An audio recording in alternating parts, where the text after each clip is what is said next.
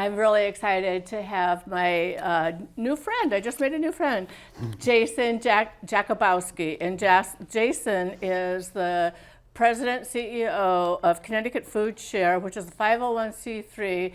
And as the name would indicate, it's all about food. It's all about helping people have a meal. And I was looking up on the website, phenomenal program based in Wallingford. So Jacob, let's get started. A 25,000 food pantry that you do a month, 25,000 meals in a month. How is that even possible? Well, I think we do a little more than 25. We do about 44 million meals a year. That's just huge. Yeah, at Connecticut Foodshare, and we have 600 food pantries across the state of Connecticut that we provide food to. We also have 113 different mobile truck sites across the state of Connecticut. So it's a tremendous amount of food in and food out.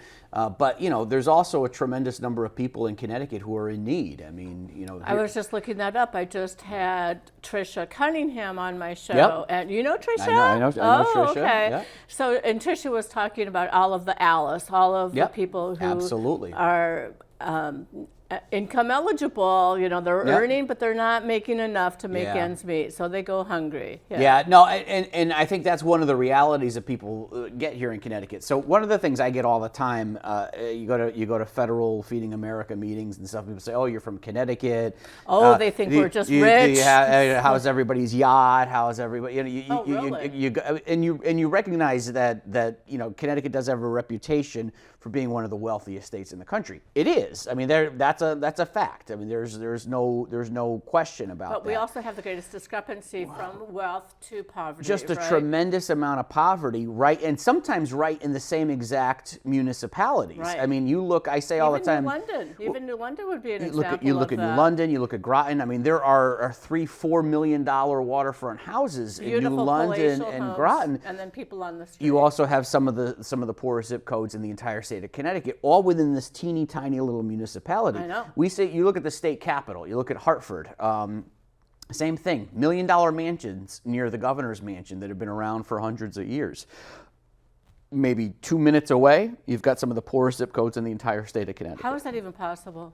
It's difficult. I mean, and I think that's one of the realities that you see here in a state like Connecticut. So do we have a tremendous amount of wealth? Absolutely. But you still have about 470,000 people who are food insecure. They don't know where their next meal is coming from. 470,000 in the entire state of Connecticut? Is that in the entire state of Connecticut? Okay, yep. So 500,000. Yeah, right? no, I mean, it's a significant number. And you said you fed 44 million. Well, we provide 44 million meals a year. Okay. To those individuals. Okay, and I looked and saw their nutritious meals. We try our best to make them. You're not just doing fish and chips. No. Yeah, it's not.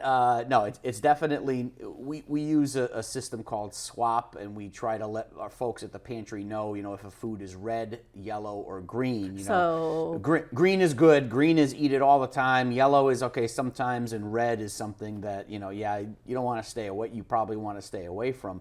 Things that are high in sugar, high in sodium, high in fat, those types of things. But we try to provide as much fresh fruits and vegetables as possible. Perfect. It's hard because you have so many people here in Connecticut and so many people in need and all the different fruits and vegetables perish, so there's a problem with maintenance of it and keeping it fresh. So before we move on, I want to find out, just circle back a little bit, what does SWAP stand for? I'm sure it's an acronym. Supporting wellness at pantries. Okay. And it's a way to just, not tell people what to eat, but to give them some indicator and some idea in terms of what they are able to, that's interesting. just so that they have information in terms of what they're ingesting, I get it.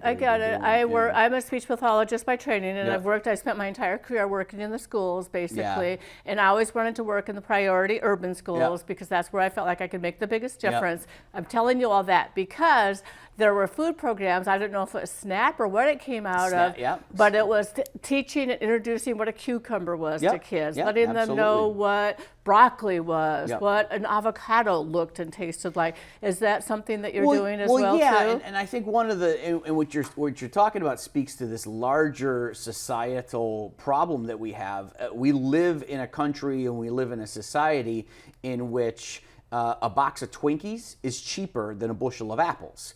I mean, that's just that's reality. And that's sad. And it's sad. It's very sad. But you've got fruits, you've got vegetables. I mean, and an they're apple more expensive. is so much more nutritious Absolutely. and filling 110%. than a bag of chips. But we're in this economic world in which the bag of chips at the corner store is a heck of a lot, or at the gas station, it tends to be cheaper than, fresh organic produce that you might get at a supermarket. Well, you bring up the word organic, and I read something recently that said that even our food is not as nutritious as it was 10 years ago. Yep. So you have to eat almost 3 times as much broccoli now because our soil is being depleted and it's not being as richly nourished, so what we eat actually isn't even as healthy. So I think it speaks to the point of composting and enriching our soil. Yep. Can you speak to that? Well, yeah, but look, I mean, you get into a situation in which times change, environments change. I mean, it's one of the reasons that we have a hydroponics farm on cool. on our campus. It's actually in our parking lot. It looks like 2 big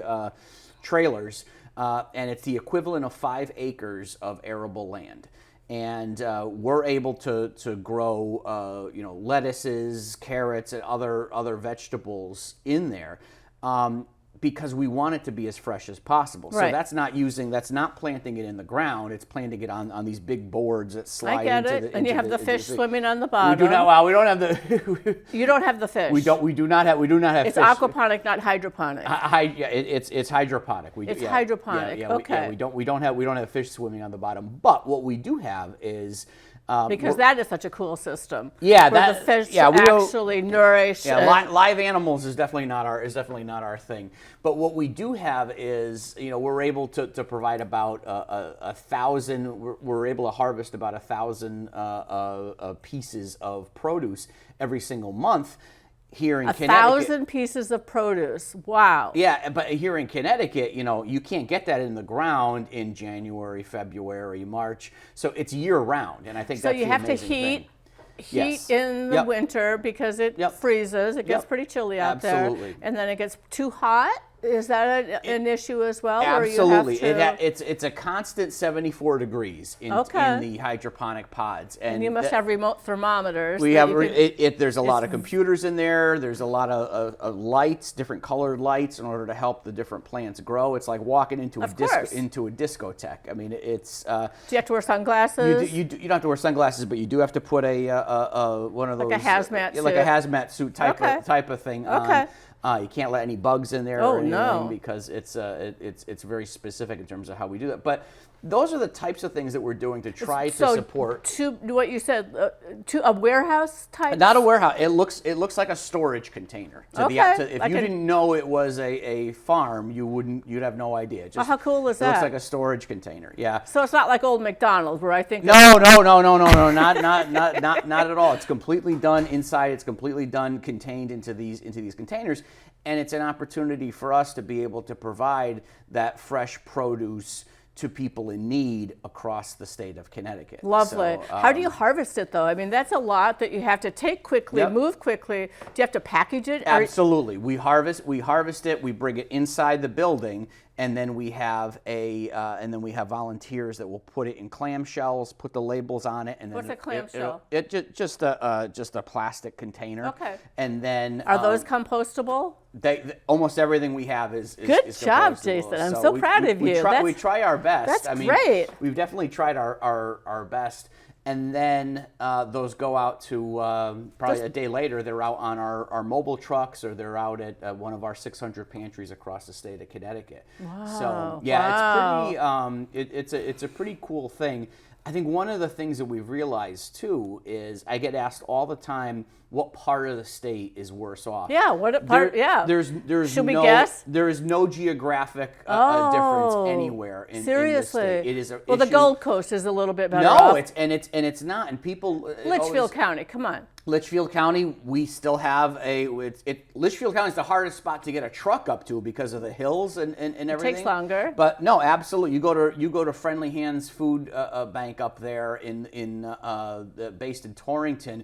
I mean, they're serving thousands of families every single week. So there isn't a spot that hasn't there's been not one impacted. spot. You go down to Greenwich, which I was in a really good mood, Jason, before. I'm sorry. No, I mean this is reality. Greenwich is the richest town in the richest state in the richest country and in they're the still world. homeless. If There's you still go to poverty. neighbor to neighbor food pantry down in Greenwich, you will see 1,000 families a month that go there. So there is not a single town. And I always say there's at least one family in each of the 169 towns in Connecticut that's affected and that use our services, whether that's a major city like Bridgeport, Hartford, or Stamford, whether that's an affluent suburb like Avon or Darien or North Stonington. There's always somebody somewhere, or right? whether it's one of those very tiny, small rural towns like Union or Sprague or Voluntown. There are families in each of those towns in Connecticut which speaks to the importance of food programs, our breakfasts that we serve and Absolutely. our lunches, and that the kids stay for an after-school program. They often get a snack. Before you came in, we were talking about Drew and I, our lovely, wonderful cameraman. The child called It, the story. Remember that? Did you read that back? Yes, absolutely. And you talk about, and if you look at what we have in schools, it actually, we're sitting here, it's the beginning of May. We're coming up on the hardest time of the year for food insecurity. Everybody always thinks it's the holidays. They always think it's Why May? November, December. Why May? Well, it's not May, it's June. But, okay. But the question is, why is the summer? The summer is the hardest time of the year for food insecurity. Because they don't go to school. Because kids aren't in school, absolutely. And everyone thinks about Thanksgiving, they think about Christmas, they think about winter, and those are definitely difficult times. But the hardest time of the year to do what we do are the summer months, June, July, August, because kids aren't in school. When they're in school, they're receiving 1, maybe 2, maybe 3 meals a day at school. That ends the minute that school is over.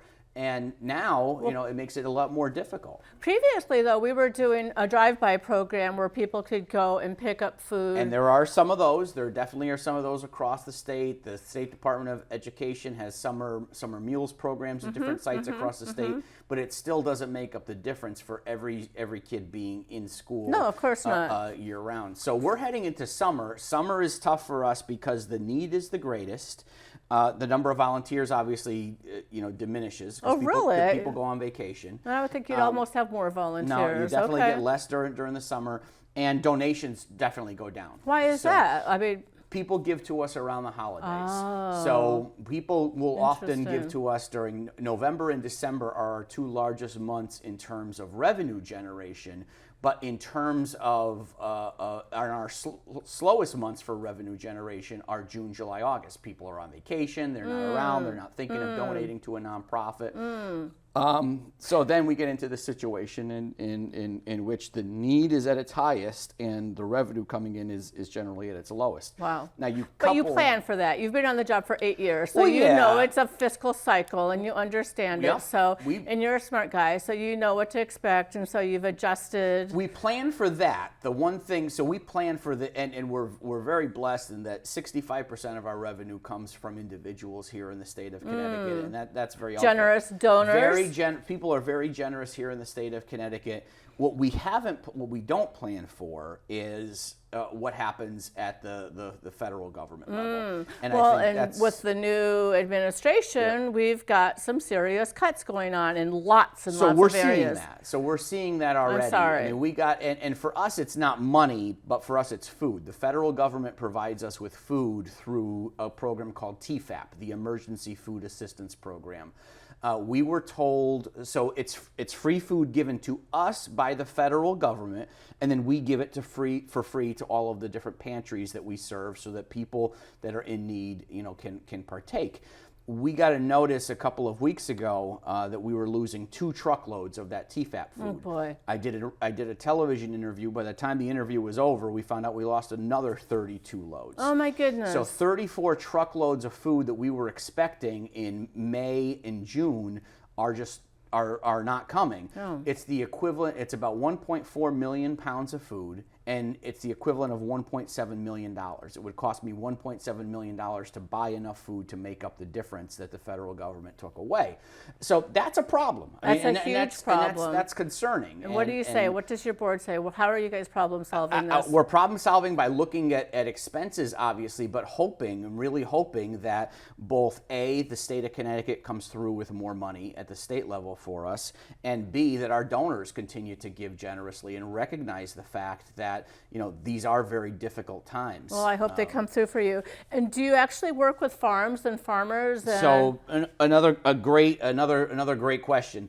A few years ago, 3 years ago, the federal government, the U.S. Department of Agriculture, started this program called LFPA, helping local farmers, and it worked with the State Department of Agriculture, and we received almost $2 million from the federal government in order to purchase fresh produce and products from local farmers and give it directly to our pantries and to people in need.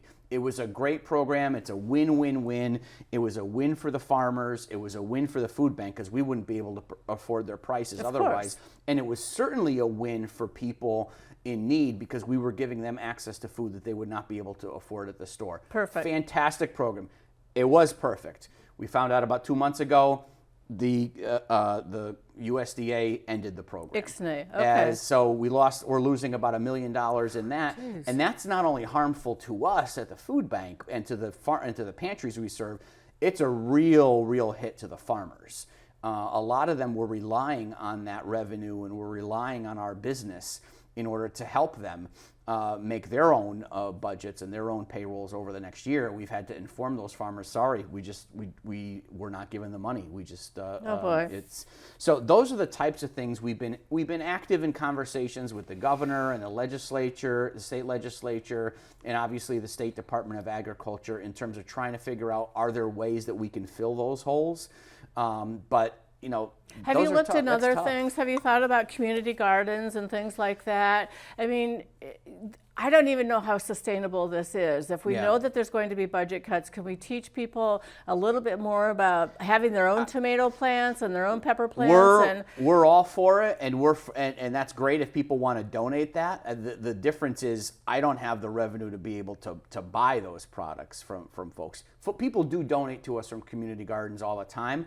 The amount that they're donating, though, is so small compared to the amount of food that we were buying from local farmers. Okay. So it's a difficult proposition, and I think what we're trying to figure out is how do we keep food coming in and going out to those different pantries across the state. I'm wondering how we can change the mindset, though, so that people can build some independence with having a little bit more of that. Because my mom was, my mom was a widow with at 37 with 9 kids. I was number 8, so we ate a lot of noodles and we ate a lot of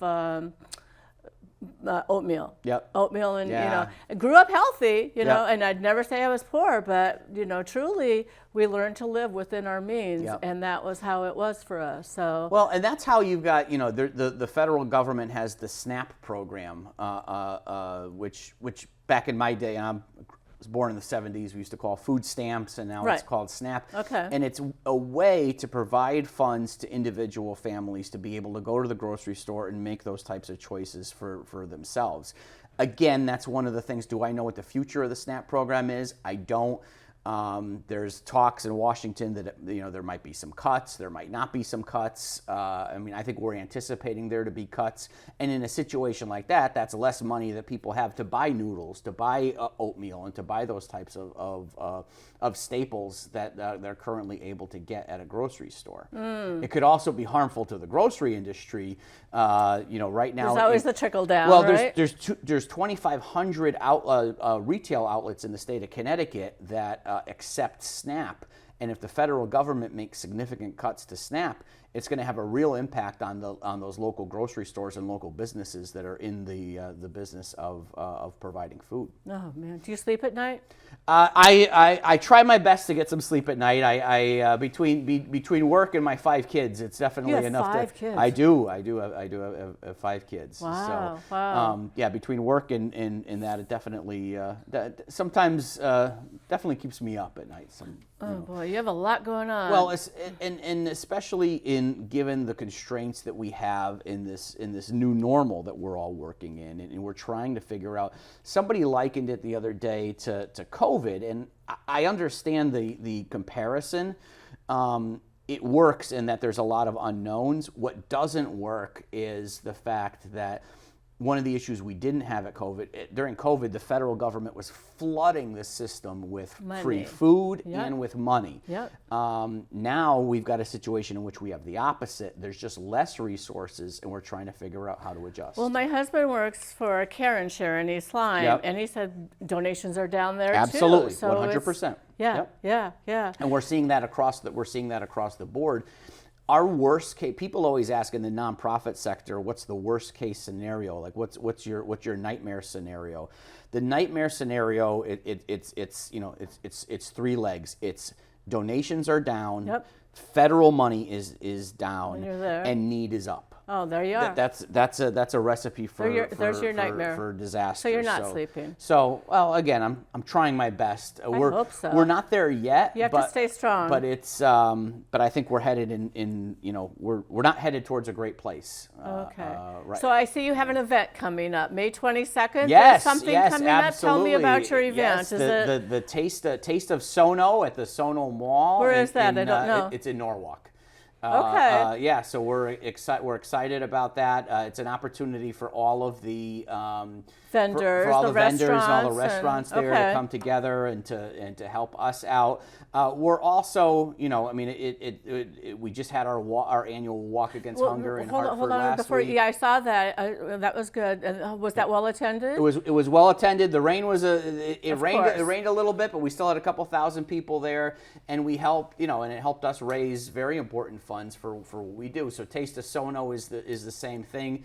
We're in. How much are tickets? How do we get a ticket? ctfoodshare.org. You Okay. go to ctfoodshare.org and you can buy a ticket. You How can much also, are they? $100. Okay. And you can also, you go to CT You can just Food donate, Share. too. You could also, if you can't be there in person, I mean, obviously there's going to be great food there, but if you can't be there in person, you can make a donation. Okay. At ctfoodshare.org, you can do everything. You could sign up to make a donation. You could sign up to volunteer. We always need volunteers. Okay, before you move on to the volunteer thing, you have all these trucks going around. How can you volunteer? Can you volunteer like in my area, East Lyme? You can't drive a truck. That you got to be licensed to drive. Okay, so to drive a truck. where can I volunteer? You could do a couple of things. You could volunteer at our main headquarters in Wallingford sorting food. You could volunteer in our satellites in Bridgeport or Bloomfield. You could volunteer at any one of our 600 local pantries across the state of Connecticut.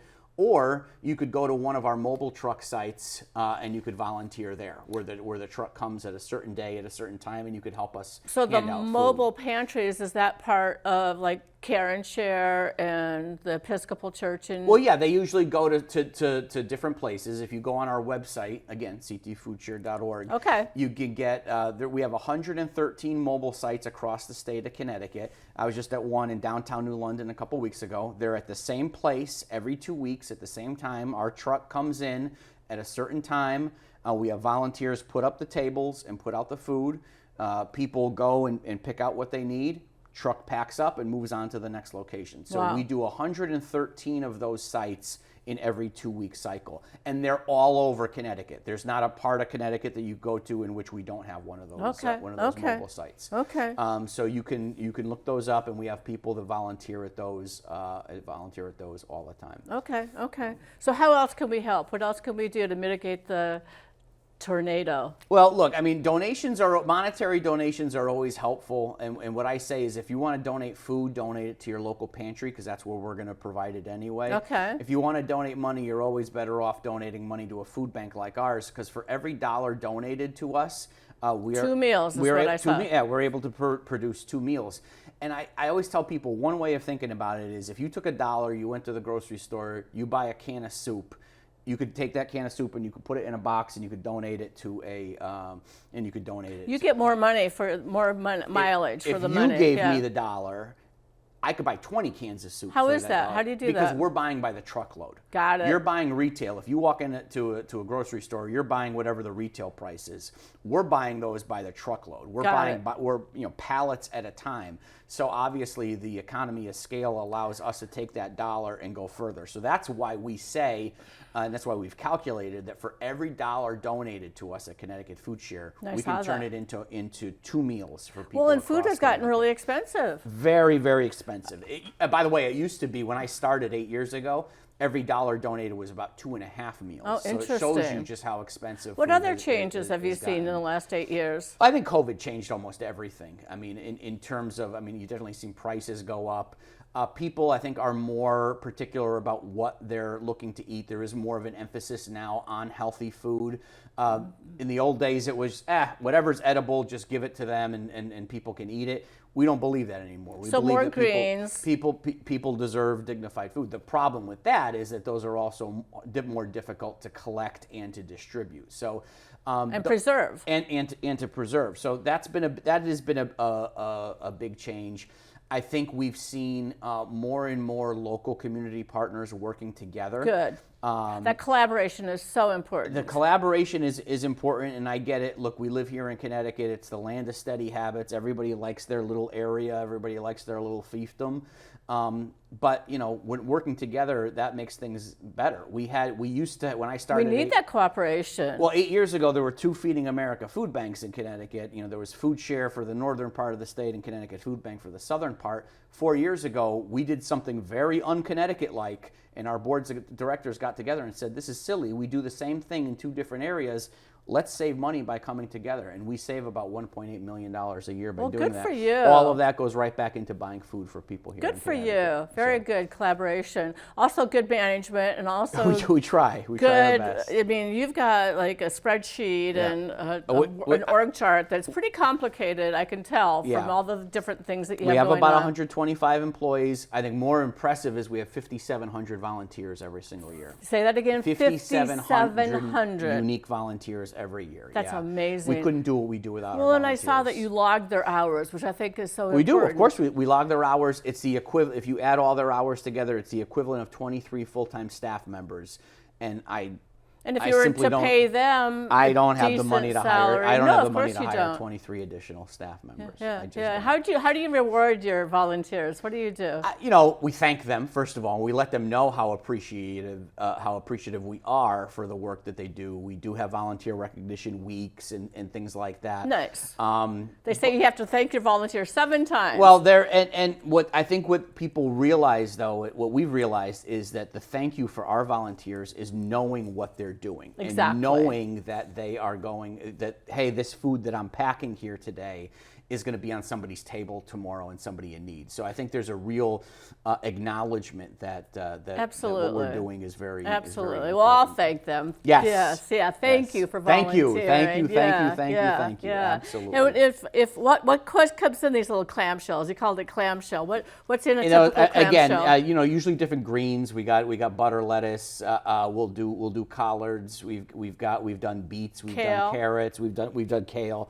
Stuff that it's nothing too complicated because it needs to be able to grow in those in like I said those 2 little mini facilities we have outside. But it's stuff that can be used to cook with. Are you a Connecticut native? I am born and raised in New Britain, Connecticut. I've lived my entire life here in Connecticut.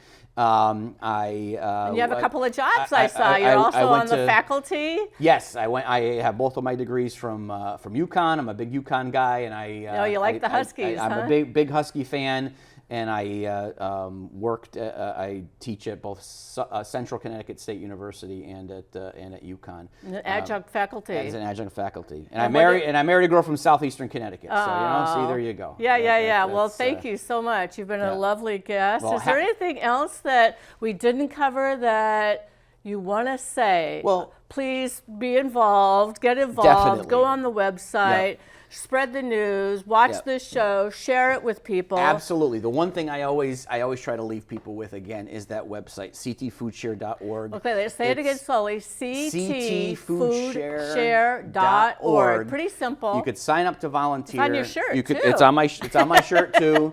You can make a donation, but more importantly, if you know of somebody in need, it lists all of our pantries and all of our mobile sites on there. It's a great way. It's a great place for people to go. Of course, if you can't remember ctfoodshare.org and you need to find out where to go, call 211.